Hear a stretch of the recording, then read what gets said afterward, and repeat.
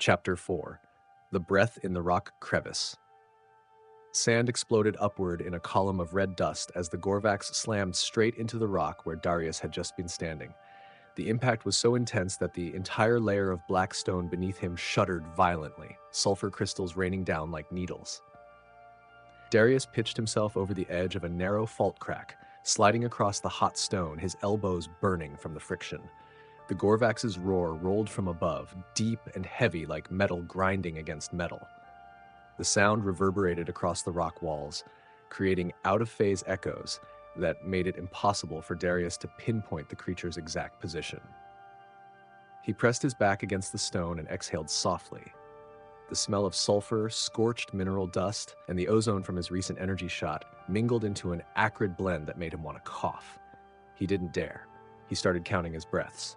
1, 2, 3. Above him, a heavy shadow moved. Sand fell. Rocks shifted.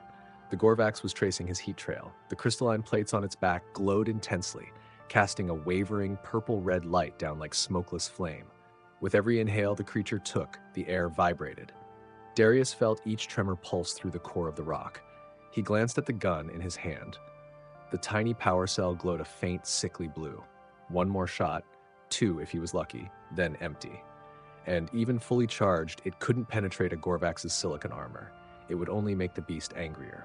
A small stone dropped beside his foot. Not from the Gorvax. Darius looked up and immediately wished he hadn't. At the top of the rock wall, right on the edge of the sunlight, the warped shimmer of optical camouflage flickered again. A tall, unmoving figure. The blazing golden light of Zertal spilled over its surface, outlining the wavering curves of the cloaking field. It stood there like a metallic phantom, as if blinking would cause it to vanish completely. A Yacha. Darius clenched his teeth so hard his jaw throbbed. It was watching both of them. Not helping him, not targeting the Gorvax, just observing. Recording, evaluating how the two creatures below reacted. A wordless life-or-death examination. The Gorvax roared again, this time harsher, more urgent. It had locked onto the heat signature from his ancient thermal stabilizer, equipment too old to fully hide human body warmth.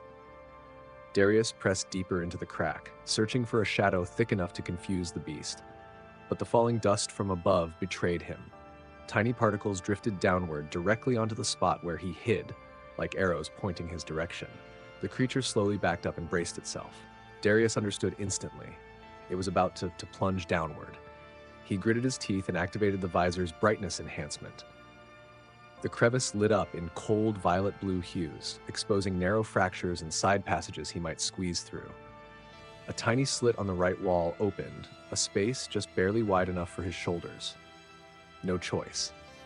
He shoved himself inside, clawing, dragging, kicking to move faster while the stone scraped his arms and tore his EVA fabric.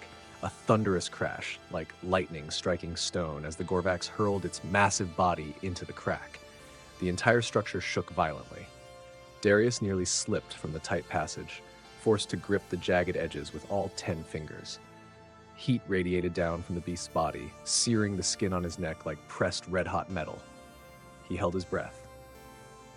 A purple-red shape slid down the upper ledge. A mouth of curved silicon fangs pushed into the darkness, inhaling the warm air.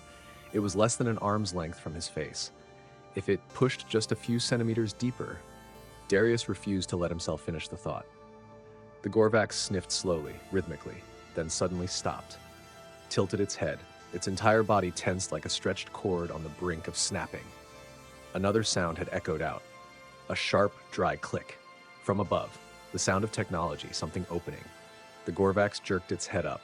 A thin streak of light cut across the air. Not natural light, not from his visor. It was sharp, cold, and precise enough to send ice down Darius's spine. Then a crack of impact.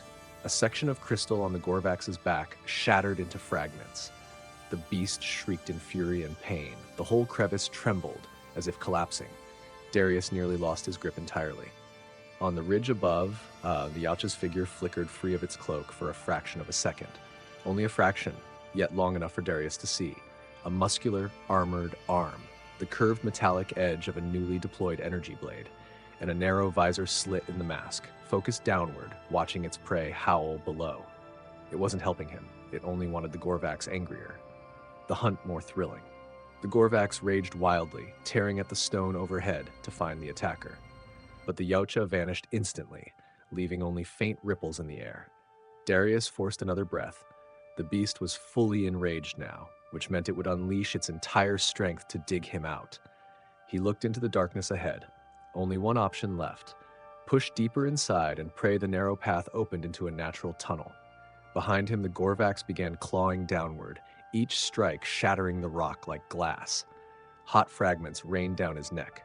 He crawled into the darkness, every movement slicing his skin as though he were dragging himself through a metal trap.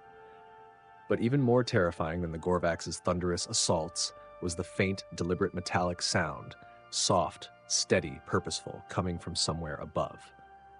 The footsteps of the Yautja.